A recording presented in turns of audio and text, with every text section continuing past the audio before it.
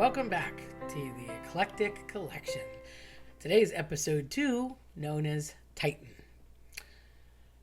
So, several years ago, there was a very popular restaurant. It actually stood for quite some time, but it wasn't without its own troubles. And for years, the restaurant sat up on a hill on a major road in southeastern Pennsylvania, and it was frequented by tons and tons of people. But every guest that ever ate there always said that despite the immense popularity of the family, the chefs there, the food, and it had been owned for years and years and generations of the same Italian family, there was complaints about different paranormal activities that were going on while people were eating. Sometimes the table would shake. Sometimes glasses would knock over. Bottles of wine would randomly drop to the floor. You'd hear footsteps, or the chandelier above would shake. People would complain that they felt cold, or their food came out completely different than they had ordered. And although it was part novelty, part annoyance, the owners just sort of went with it. And it was always one of those interesting places to visit because of the problems, and yet they compensated with a great personality and food, so people went back time and again. Some people actually went to visit on purpose and have dinner there because of the events that would always allegedly take place. The reasoning behind this was supposedly the legend of Lady Lydia. So the restaurant sat on a plot of land that had a large house. And the homestead that was from, I believe, the 1700s, but not sure, don't quote me on that, had a main bedroom, the master actually, on the piece of land that would ultimately become the main dining room. It was a rather large plot of land and a rather large piece of ground outside, but the internal schematics of the restaurant were big and subdivided. However, the way the main dining room laid out happened to coincide with the exact master bedroom plan of Lady Lydia. Legend has it she was the one haunting everybody, and the only ghost, if you will, left to survive. The problem was that she was angered because it is said that in a bedroom, you should never have food or guests of a social nature. And at the time, we presume that it was the leftovers from the Victorian era, or potentially puritanical roots, we're not sure. The reason that Lady Lydia would get so angered was that there were tons of guests and socialization happening in what was her bedroom. And you were never supposed to eat in a bedroom, an actual sit-down meal, and have a table. It's just a superstition, and that's all that they could ever come up with. So this goes on, things get worse, and over the span of about 20 years, things started to get to a fever pitch with the happenings that were getting dicey at the restaurant. Knives started to fall. A couple people got cut. There were some flying forks. A few situations where they had light bulbs explode. Screws and bolts and nuts started to appear in the toilets of the restrooms.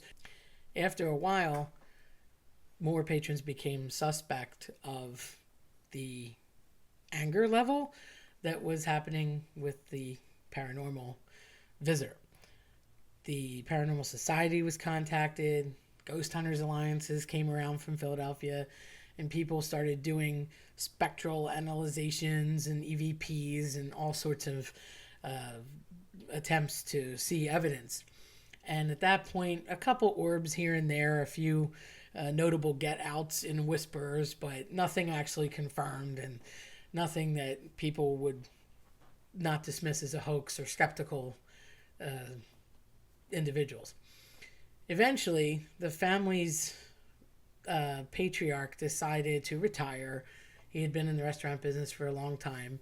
His children were content to sell the business. They weren't going to take it over as originally thought, mainly because of the difficulties that they were having. So they had a deal worked out with another restaurateur to sell the entire business along with its very successful side catering company and all the land behind it, which was significant.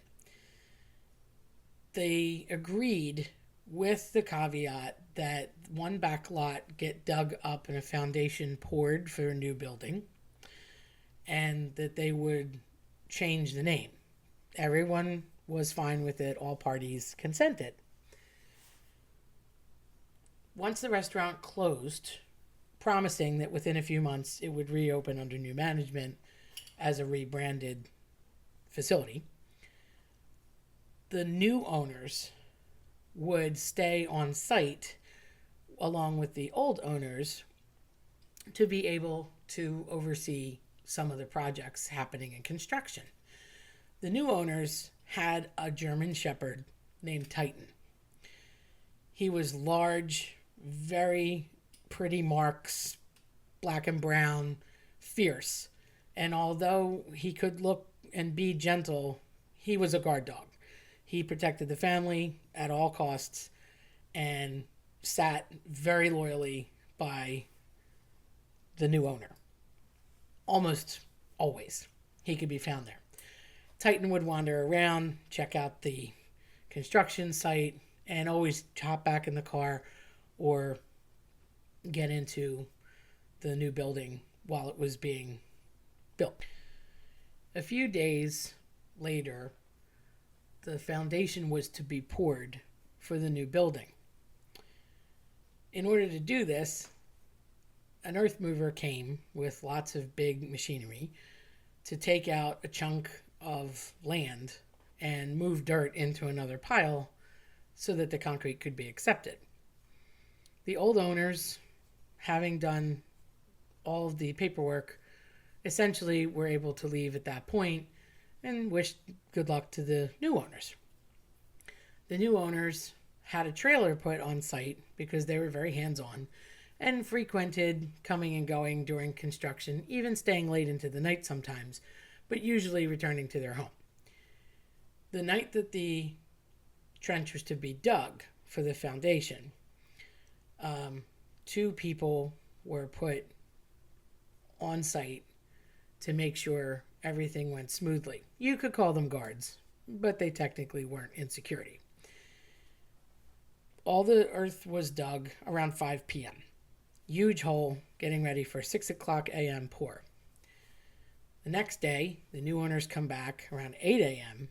to find that all the construction guys were completely stumped and removing again the earth that had been removed the night before. Turns out the gigantic hole that was dug was completely filled in at 6 a.m. There was no person, and there was no equipment being moved throughout the night. No reason why, but all the earth was moved back into the hole. So when they got there, they had to remove the dirt. Obviously, so this upset the new owners. They asked what happened. Nobody had an explanation. And they were short on patience at this point because they had heard all about the alleged paranormal activity, but really didn't believe it and weren't using it as an excuse. They reschedule for a pouring the next day. And this time, the owner decides he's going to put up cameras to see exactly what was going on, convinced that there was some hoax at play or vandalism of nearby people wanting to keep the ghost spirit alive. So that night, an expensive system is set up, 2 actual guards put on the scene, and the earth had been moved, cordoned off, and they were ready for concrete pour the following day at 8 a.m. When the owners returned the next morning with the entire construction crew, again, the earth had been put back into the hole that was now dug a second time with no explanation. They checked the footage. There's absolutely nothing happening for hours, just an empty hole being filmed. Suddenly, around 3 a.m., there's a blackout of just white noise and fuzz in the tape, and then time jump to approximately 6 a.m., where the picture returns. There's no noise, no people. The hole is filled. All the earth back where it was removed from. And the two guards that were asked to stay, one claimed to have fallen asleep. The other one said he heard and saw nothing. And when checked on the hole throughout the evening, never saw any movement, people at all. Beyond angered, now a third time, the new owners decided they're going to keep the cameras, double the guards, and stay in the trailer on the premises. However, there was, in the original restaurant that remained, an upper level that had an old apartment in it. It had been unused and was on the second story. No one ever went up there. So the owner and his dog Titan decided to stay in the second level of the original restaurant just that night so that he could stay awake and oversee the finality of the concrete pouring that next day. As the new owner walked upstairs to the second story apartment, he laid a sleeping bag on a dusty floor and opened the window so that he could look out directly onto the plot of land in question. Dug, now a third time, waiting for a 6 a.m. concrete pour again. This time the owner had brought himself a book to read and a shotgun. He stared for hours out the window, reading his book, waiting for something to happen, almost daring something to go wrong. And it was quiet for a long time. Guards kept circling, the film kept processing, but nothing. After midnight, everything still seemed quiet. He was attentive with some coffee and determined to stay awake to watch exactly what was going on. Until approximately close to 3, suddenly some noise started to occur on the ground floor of the restaurant. The dog, Titan, perked up, sat up on his haunches, started staring into what seemed like nothing, and growling fiercely. The owner walked to the window, suspect that Titan had seen someone outside trying to mess with the land that had previously been contaminated, but it was towards the door to the upper level apartment that Titan was staring. The owner, brandishing the shotgun, putting the book down, looked outside the window, screaming into nothingness, "You better leave this property. I'm sick of the hoax. I'm going to move in and build this building with or without you." No one answered. Guards came rushing. People went to look. Still nothing on the tape. But the dog, Titan, was firmly fixed on the door behind him. With about 3 minutes more time, a set of footsteps begins to come up and closer come to the door of the second floor apartment. The owner turns his attention toward the door, staring at nothing but the door, waiting with a louder footstep approaching. The owner turned around, looking at the door intently, walking up to the other side, pressed his ear against the door, and asked, "Who's there?" No one answered, just louder knocking and heavier footsteps, until they suddenly stopped. Titan now up against the door, growling, lots of drool seething out of his teeth, pinched ears, and a very smug snout. The owner listened against the door to the footsteps getting louder and louder and closer. "Who's there? I'll turn my dog loose on you. I have a shotgun. I mean it, I'll let the dog go." Still nothing. The footsteps got more and more intense, and eventually it sounded like it was right up on the door. Loud 3 banging knocks on the other side caused Titan to start growling, drooling, and scratching at the door. "That's it. You're done. I'm letting my dog loose." The owner unlocked the door, twisted the doorknob, flung it open to darkness. There was nothing there. Titan took one look into the darkness as if seeing something that the owner could not, yelped, and ran top speed out the window of the second-story apartment, plunging to his demise on the ground. "My dog!" The owner couldn't believe that Titan would do that. Animals don't take their own lives. He had to see something that scared him enough to want to run away at all costs. He raced down the stairs, out of the restaurant, and toward the guards, staring at Titan's body, lifeless. During that time, all of the dirt somehow was back in the hole. It was on no camera, captured in no one's view, but during this very brief commotion, the dirt was returned to the original hole.